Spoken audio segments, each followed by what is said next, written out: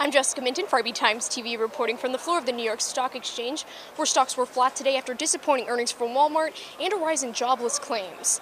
But the big news was about the recession going on in Europe. Economist Guilfoyle will be speaking with us about how the recession will impact investments in the U.S. as well as the looming fiscal cliff. The Eurozone has slipped back into recession, which is the second since the global financial crisis in 2009. The European Union Statistic Office announced on Thursday that GDP in the 17-nation bloc slipped 0.1% in the third quarter after a 0.2% decline in the previous 3 months. Concerns over whether the Greek government can avert a default and if Spain will ask for a formal bailout, combined with the approaching U.S. fiscal cliff, has hit business and investors' confidence. The Eurozone is now going into another recession. Should investors conserve their cash or put it in safer assets such as U.S. government debt? You know, I don't see those two things as directly correlated. What we saw out of the Eurozone this morning, we saw flash third quarter GDPs for France, for Germany, for Italy, and for the EMU in general. And what they all had in common was that they all beat consensus. So while, yes, technically they have entered into recession, with 2 quarters in a row of a contracting economy, it's actually better than they thought it was going to be. So it's actually being seen in the circles I'm talking to as a slight positive coming out of Europe. Although there's still so much uncertainty in Europe regarding Greece, regarding Spain, regarding Ireland, regarding Portugal, this is being seen as something of a positive for the third quarter. So that being said, I don't know how you would relate cash or treasury securities to that exactly. If you're looking to preserve your capital, yeah, I guess treasury securities are the way to go. I think you should keep something in cash, just so you have something in cash. But I think that you're probably going to do a little better if you play the metals, if you play equities, if you play the traditional investments. I don't know how you're going to get that much out of treasuries right now other than preserving your capital.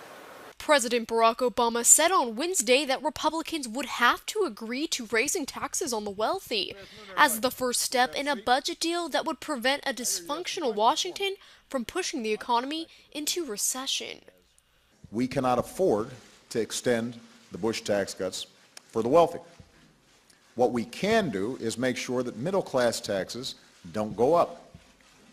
And so the most important step we can take right now, and I think the foundation for a deal that helps the economy, creates jobs, gives consumers certainty, which means gives businesses confidence that they're going to have consumers during the holiday season, is if we right away say 98% of Americans are not going to see their taxes go up. But U.S. House Speaker John Boehner said that raising taxes on upper-income Americans to avoid the fiscal cliff will destroy hundreds of thousands of jobs. Some have said that despite the risk, we should let our nation's economy go off part of the fiscal cliff in January by allowing the top 2 rates to rise. They believe that doing that will generate more revenue for the federal government. But here's the problem with that. Raising those rates on January 1st would, according to the independent firm Ernst & Young, destroy 700,000 American jobs. That's because many of those hit by this tax increase are small business owners, the very people who are the key to job creation in America. President Obama said on Wednesday that solving the fiscal cliff is possible, but Republicans would have to agree on raising taxes for the wealthy. Well, going back to the higher rates from the 1990s for the wealthy, instead of extending those Bush tax cuts, will that actually help in the long run? All right, the fiscal cliff isn't really a fiscal cliff. It's really like a fiscal slope or a fiscal series of hills. There's a lot of points out there, 15 to 18 points, that they have to really compromise on or decide one side wins and the other does not. It sounds like this higher tax rate for the wealthy, but it's people who make $250,000 or more, or at least $1 million or more, is almost a certainty. So you're probably right that that is probably going to happen, or the president's right, that probably is going to happen, because I see a little give on the side of the Republicans regarding that. Will that help the economy in the long run? It'll help the country, the nation, balance its sheet a little bit. The balance sheet, it'll even up a little bit. But as for the economy in the long run, it'll probably have a drag effect. It'll probably hurt the economy in the long run because those people who do make more money won't be investing it. They won't be buying goods, let's say boats, because they're wealthy, right? So they won't be buying boats or cars that the middle class manufacture for them, or the middle class tries to sell to them and works on commission. So there are pieces of this puzzle that are going to hurt the trickle-down economy, some people call it. These wealthier folks won't be hiring people to work for them either. So there are certainly negatives, but in the short term, it should help pay some of the country's bills. The Speaker of the House said that raising taxes on the top 2% of earners would actually destroy jobs. Should Congress instead focus on tax reform that closes loopholes and lowers tax rates? I do believe that will hurt employment somewhat, that one piece of the pie. As far as lowering tax rates, I'm kind of from the Steve Forbes school, okay?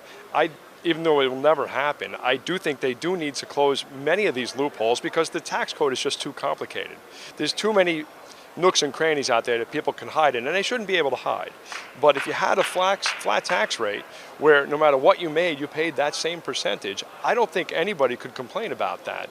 And just make an exemption for those living in poverty because they shouldn't really be paying taxes. But everyone else their reason to complain would be gone. They'd have to contribute, and they wouldn't be able to hide in all these other places that they've been hiding for the last 50 years.